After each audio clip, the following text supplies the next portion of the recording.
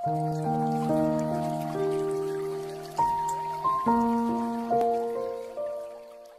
Bapak Ibu dan Saudara sekalian, saya mengajak kita semua untuk membuka di dalam Yakobus pasal pertama ayat yang ke-19. Demikian bunyinya. Hai saudara-saudara yang kukasihi, ingatlah hal ini. Setiap orang hendaklah cepat untuk mendengar, tetapi lambat untuk berkata-kata, dan juga lambat untuk marah. Nah, hari ini kita akan membahas kata marah atau sifat marah. Marah adalah sebuah emosi yang dimiliki oleh makhluk hidup, terutama manusia. Tetapi kadang-kadang atau bahkan seringkali marah itu diidentikan dengan emosi yang negatif. Karena seringkali manusia tidak dapat menahan marah atau mengatur kemarahan itu, sehingga marah yang tadinya adalah emosi yang positif sebetulnya berubah menjadi ombak yang besar, justru menghancurkan banyak orang, menghancurkan diri kita sendiri. Nah, marah sebetulnya adalah sifat yang positif, emosi yang positif ketika kita bisa marah pada tempat dan waktu yang tepat. Justru kita dipertanyakan kalau dalam situasi tertentu kita tidak marah. Misalnya keluarga kita disakiti dan lain sebagainya, itu menimbulkan kemarahan di dalam diri kita. Tetapi kemarahan tentu saja volumenya harus diatur sehingga tidak justru itu mendistraksi diri kita, tidak membuat kita menjadi hilang kontrol karena kemarahan itu. Dan hari ini Yakobus memberikan rambu-rambu bagi kita untuk bagaimana seharusnya kita bersikap ketika berada di dalam kondisi yang diliputi oleh kemarahan. Yakobus pertama-tama memberitahu kepada kita atau menasihatkan kepada kita untuk mendengar terlebih dahulu. Jadi sebelum kita marah, maka perlu bagi kita untuk menganalisa situasi. Apakah situasi ini saya layak atau pantas untuk marah? Atau sebetulnya ini hal sepele yang tidak perlu kita mengeluarkan emosi kemarahan kita. Maka mendengar menjadi satu poin yang penting bagi kita ketika kita hendak marah.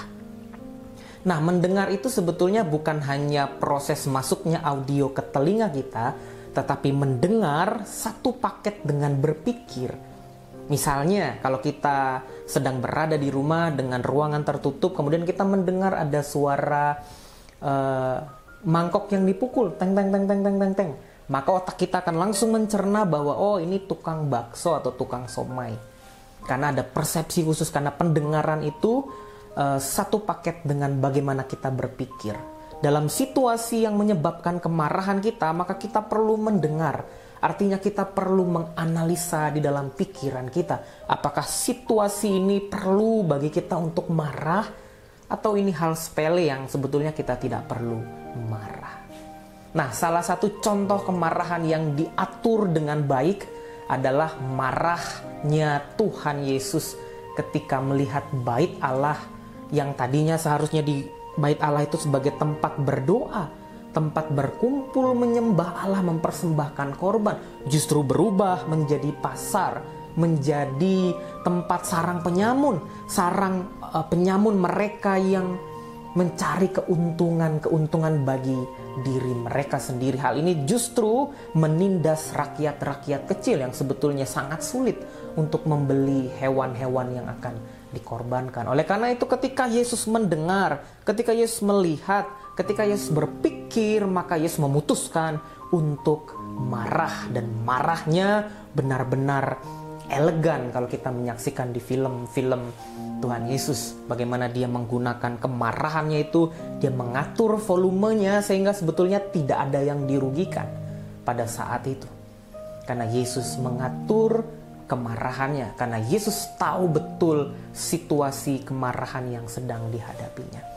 Di dalam konteks kehidupan kita sehari-hari, kadang-kadang kita tidak berpikir terlebih dahulu atau kita tidak benar-benar paham pada situasinya, karena tersulut emosi maka kita menjadi marah. Oleh karena itu di hari ini, satu pesan firman Tuhan bagi kita di hari ini adalah untuk mengatur kemarahan kita. Bagaimana caranya agar kita mengatur kemarahan? Yang pertama-tama kita mendengar. Mendengar adalah proses bagaimana kita mengetahui secara pasti situasi itu. Bagaimana kita berpikir, menganalisa situasi itu, kemudian kita mengatur volume kemarahan kita. Sehingga kemarahan kita berdampak baik bagi orang lain. Kemarahan tidak selalu berdampak buruk, tapi kemarahan yang tepat di waktu dan saat yang tepat dengan volume yang tepat didasarkan pada analisa yang tepat, maka berdampak baik pada orang lain. Di tengah pandemi ini banyak situasi yang kita hadapi baik di tempat pekerjaan atau di dalam keluarga kita, mungkin ada percikan-percikan yang menyulut kemarahan kita. Mari kita berpikir apakah ini kita perlu marah atau tidak perlu untuk marah. Biarlah firman Tuhan di hari ini memberikan kekuatan dan semangat bagi kita. Silakan berdoa, nanti saya akan tutup dalam doa bersama.